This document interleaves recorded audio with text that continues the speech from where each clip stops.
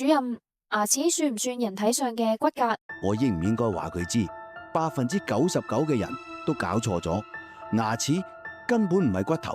雖然牙齒同骨頭摸落都係硬嘅，但佢哋完全係兩種唔同嘅嘢。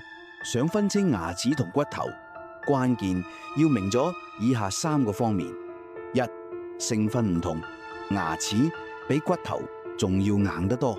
骨頭主要成分係鈣同磷酸鹽，硬度大約等於石膏；而牙齒最外層嘅珐琅質，主要成分係強基磷灰石，硬度喺自然界入面僅次於鑽石。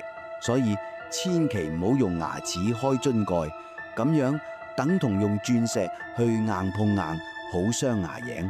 二、再生能力唔同，骨頭可以自己愈合，但牙齒唔得。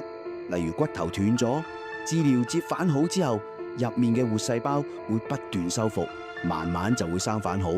但牙齒壞咗就係永久損傷，因為珐琅質裏面冇活細胞，冇辦法自我修復，所以一有蛀牙就一定要牙醫保，唔好指望佢自己會好。